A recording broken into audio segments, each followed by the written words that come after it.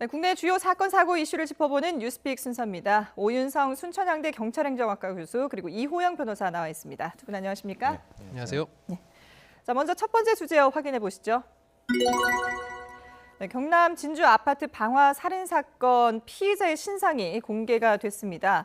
안인득이라는 이름의 42살 남성인데 오늘 오후에는 얼굴도 공개가 된다고 하는데 신상을 공개하게 된 배경은 어떻게 볼 수 있을까요? 어저께 이제 그 오후에 네. 그 경남 그 지방경찰청에서 이제 신상공개위원회를 열었습니다. 예. 이 위원회가 열리게 된 그 배경은 특정 강력범죄 처벌에 관한 특례법에 의해서 신상 공개를 이제 결정하게 되는데요. 네. 지금 이제 외부위원 4명을 포함을 해서 총 7명이 그 참석을 해서 공개를 하기로 결정을 했습니다. 예. 사실 뭐 이것은 뭐 공개하는 것이 그렇게 논란이 될 수가 없는 것이 워낙 말이죠. 잔인한 워낙 그 범행이라서요. 범행 예, 수법이 예. 잔인하고 네네. 증거가 이제 차고 넘치고요. 예. 또 이제 이런 그 커다란 사건 때문에 우리 네. 국민들이 알 권리라든가 공공의 이익을 위한 여러 가지 어떤 필요성이 인정된다라고 이제 그 판단을 뭐 한 것은 당연하다고 보는데요.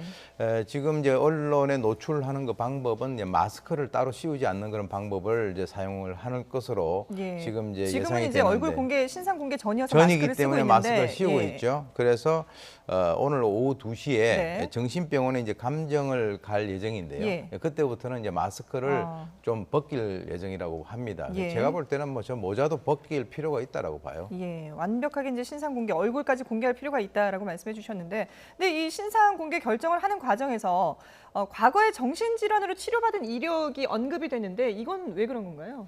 네, 일단은 이제 안 씨의 네. 그 신상을 공개하고 그다음에 마스크를 벗기는 그 과정을 에서 이제 고려하는 그 사유 중에 하나가 네. 이 이제 안 씨가 사물을 변별할 능력이 예를 들어서 전혀 없었다. 아. 이렇다고 한다면은 조금 더 보수적으로 판단을 할 수 있겠지만 네. 안 씨 같은 경우는 어제 그 화재를 이제 본인이 방화를 하고 예.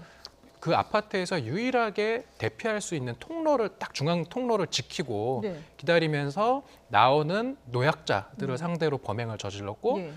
그 와중에 좀 특이한 사항이 조금 건장한 그런 청년이 나왔더니 또 그 사람을 보고선 노려보기만 하고 그냥 보내줬다는 피해갔다고 하죠. 거예요. 예. 그런 것들을 이제 종합적으로 고려해 봤을 때 음. 사물을 변식할 능력이 전혀 없다라고 네. 보기는 좀 어렵다라고 해서 안 씨에 대해서 신상 정보를 공개하고 마스크 착용도 이제는 하지 않겠다. 좀 예. 이렇게 결정한 것으로 그렇군요. 보입니다. 그러니까 과거에 정신질환으로 병원을 간 경험은 있지만, 병력은 있지만 그래도 지금 현재 이 사물 변별할 능력은 충분히 있다라고 판단을 한 거군요. 그렇죠. 예. 네. 자, 이렇게 잔혹한 범죄로 온 국민을 경악하게 한 안인득의 범행 동기 여전히 오리무중입니다. 어제 구속 전 피의자 신문을 받기 위해서 나올 때 했던 발언 다시 한번 들어보고 오겠습니다. 저도 하소연을 갖다 많이 했었고 10년 동안 다 뿌리가 많이 다녔습니다. 그리고 사건 조사에도 하기 전에도 그렇고 이래저래 뭐 제가 좀 인생상 뭐 어떻게 살아왔는지 좀 조사 좀 해주십시오. 예, 저희가 어제 이 시간에 생중계로 전해드렸는데 사실 그 생중계로 들으면서도 본인이 억울하다 이런 입장을 밝히는 게 상당히 좀 이상했었거든요. 어떻게 보셨어요? 저게 이제 일단 그 조현병 환자라고 하니까 조현병 환자의 가장 기본적인 특징이 이제 현실을 왜곡하는 그런 증상이 상당히 심합니다. 네. 그래서 이제 자기 스스로가 자기가 비정상이라고 하는 그 정세를 자각하지 못한다라고 하는 거. 거기에서 이제 주로 나오는 것이 이제 환망 예. 또는 뭐 망상, 환시, 환촉 뭐 이런 등등이 있는데요. 예. 그 중에서 가장 큰 게 이제 피해망상이에요. 네네. 그래서 이제 자기 지금 보게 되면 자기도 하소연을 많이 했고 10년 동안 상당히 이거 많이 당해왔다라고 네. 얘기를 하면서 자기의 그동안의 인생사를 조사를 해달라라고 얘기를 하고 있지 근데 않습니까? 뭐 구체적으로 뭘 어떻게 당해왔는지는 얘기를 하지 않았어요. 하지는 않죠. 예. 그래서 자기 머릿속에서 지금 현재 그 나름대로의 어떤 세계가 구축돼 가지고 누구를 뭐 처벌하고 누구를 원망하고 하는 이런 것들이 쭉 쌓여온 것이죠. 네. 그래서 주로 이제 주위 사람들에게 자기는 이제 불이익을 당해왔다라고 얘기를 하고요. 특히 이제 좀 주목이 되는 것은 아까 거긴 나오진 않았습니다만은 예. 뭐라고 얘기했냐면 10년 동안 온갖 불이익을 당했는데 기업의 비리와 부정부패가 심하다. 이게 뭐냐면은 소위 얘기해서 횡설수설하는 거죠. 혼란된 언어를 주로 사용하는 것이 조현병 환자들의 특징입니다. 예. 그래서 마치 자신을 어떤 그 정의의 사도라든지 또는 남을 잘못하는 사람들에게 처벌할 수 있는 능력을 가진 자로 본인 스스로가 그런 어떤 그 망상 속에 빠져 있다라고 하는 것을 보여주고 있는 것이죠. 그렇군요. 그래서 이제 오늘 오후에 정신 감정을 의뢰한다고 하는데 구체적으로 어떤 부분에 대해서 좀 들여다보게 될까요? 네, 지금 뭐 방금 말씀하셨던 것처럼 안 씨의 그 범행 동기가 예. 과연 조현병으로 의한 것인가라는 게 하나 쟁점이 되는데 조현병이라고 하는 것은 이제 조현병과 사물을 변별할 그런 능력은 조금 다른 거거든요. 두 가지를 별개로 봐야 되는군요. 그렇죠. 그래서 예. 정신병력이 있다라고 해서 예. 무조건 사물을 변식할 능력이 전혀 없다라고 보는 것은 아니기 때문에 네네. 이제 정신감정기관에서는 이러한 조현병이 그 안 씨의 사물 변식 능력에 어떠한 영향을 미쳤는가. 네. 그래서 안 씨가 범행을 저지를 그 당시에 과연 내가 지금 무슨 짓을 하고 있는 것이며 어떤 상황에 처해 있는 것인지를 전혀 이해하지 못했는가. 이것을 좀 집중적으로 판단을 하게 될 것으로 보입니다. 예. 그런 부분이 결국은 뭐 이후에 처벌 수위라든지 이런 부분하고도 연결이 될 부분이기 때문에 당연히 명확하게 그렇죠. 예, 네. 좀 밝혀야 되는 상황인데요. 근데 지금 이 안인득이 이미 9년 전에도 흉기 난동을 부렸다는 사실이 밝혀졌습니다. 대학생을 향해서 왜 쳐다보냐라고 얘기를 하면서 시비가 붙어서 흉기를 휘둘렀다고 해요. 네. 그 당시에 이제 2010년 5월인데요. 그 당시에 이제 남을 자기가 이제 눈을 마주치지 않았습니까? 근데 네. 그 사람이 왜 너 나 기분 나쁘게 보냐 이렇게 해가지고 시비가 붙어가지고 네. 그 사람을 향해서 승합차를 몰고 이제 민다든지 예. 또는 흉기를 휘둘러 가지고 다치게 했습니다. 예. 그렇게 해가지고 그 당시에 이제 그 혐의로 구속 기소가 됐는데요. 네.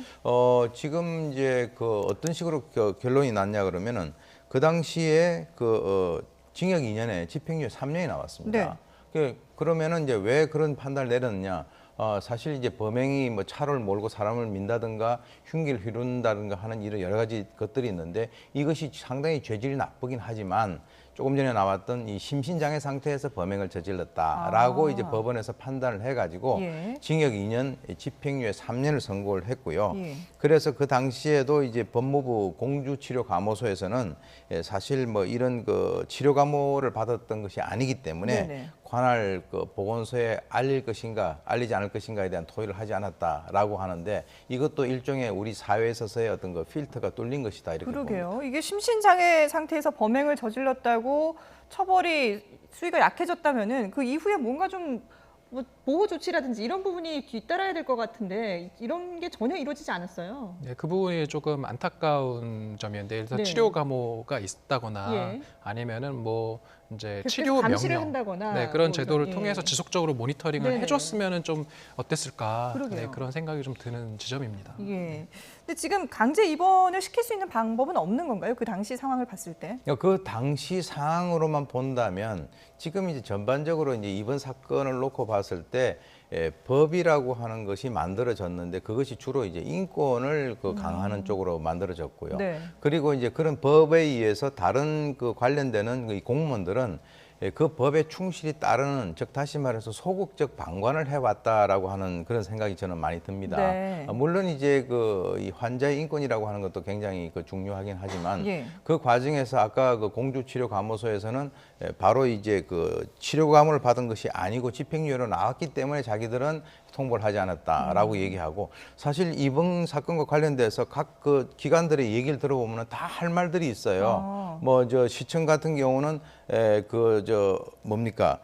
기초생활수급자 자격으로 해가지고 조현병 진단서를 제출 받았는데 이거는 우리가 자격 검사를 하는 목적이지 다른데 우리가 알릴 권리는 없다라고 얘기를 하고 있고요. 예. 그리고 이제 등등 여러 가지 것들을 보게 된다면 이것이 전반적인 어떤 시스템의 문제가 아닌가. 사실 이것이 이제 정신 보건법 개정을 할 때 그 예. 당시에도 의료계에서도 상당히 좀 뭔가 어떤 우려를 제시를 했던 그런 점들이거든요. 예. 그런 여러 가지 것들을 보게 된다면 사실 어떤 이런 사람들에 대해 가지고 문제가 있으면 입원을 시켜야 되는데 입원시키는 그 절차 자체가 너무나 복잡하게 만들어져 있다는 거죠. 예. 하나 예를 들어 보면요. 네. 어떤 것이 있냐면은 지금 이제 입원을 하게 되면은 적어도 국립병원에 근무를 하고 있는 의사들의 동의를 받아서 2명 이상이 최소한 동의를 해야 입원을 시킬 수가 있는데 네. 지금 현재 보게 되면은 현실적으로 1년에 발생되는 이런 사람들이 한 13만에서 17만 정도 되는데요. 네. 지금 그 국공립정신병원이 몇 프로 정도 될 것 같습니까? 글쎄요. 3%가 된다는 아. 거죠. 그렇기 때문에 이 문제가 이런 문제가 있음에도 불구하고 법만 만들어 놓고 나중에 이렇게 큰 문제가 생기면은 또 사회가 와글와글해지는 네네. 뭐 그런 어떤 그 과정의 어떤 연속이 아닌가 상당히 우려스럽습니다. 그렇군요. 그러니까 근본적인 대책은 만들어지지 못하고 이런 네. 사건이 발생할 때마다 그냥 한 번씩 이렇게 문제가 불거져서 넘어가는 그런 상황이 계속 반복된다라는 지적을 해주셨는데 그렇다면 앞으로 좀 이런 사고들이 더 이상 발생하지 않도록 하기 위해서는 어떤 대책들이 좀 철저하게 마련이 돼야 될까요? 네, 지금 이 사건도 참 안타까운 게 지금 안 씨의 그 가족들이 이제 하는 인터뷰 내용을 좀 보면요. 네. 그 12일 전에도 그 안 씨의 정신병력이 너무 지나쳐지고 자신들이 도저히 통제할 수가 없다 보니까 이제 강제 입원을 시키려고 신청을 했었다는 네네. 거예요. 그런데 이제 강제 입원이라는 것은 또 환자 입장에서 보면 본인의 의사에 반해서 예. 신체의 자유를 박탈당하는 것이기 때문에 이제 그 정신건강보건법에서는 본인의 동의가 있거나 아니면은 이제 사회에 우려를 끼칠 수 있는 심각한 정신병력인 것이 아주 명백해야 된다라는 네. 것은 방금 말씀하셨던 것처럼 이제 그 의사의 그 확인이 필요한 건데 그러한 것들이 이제 의사들이 그렇게 적극적으로 예. 진단을 잘 안 내려주거든요. 아. 그리고 또 수사기관 입장에서는 이제 출동을 했다 하더라도 뭐 단순한 그런 폭행이나 시비 같은 것을 했다고 해서 뭐 긴급 체포를 한다든지 그럴 수는 또 없기 때문에 네네. 지금 보면은 불과 그 최근 한 달 사이에 한 5번 정도 경찰이 출동을 했었다는 거 그렇죠. 아니겠습니까? 예. 그러니까 그 피해를 당한 유족들도 너무나도 원통한데 억울하죠. 예. 또 안 씨의 가족들도 자기들도 이제 막고 싶었는데 못 막았고 입원도 안 되고 하니까 이것은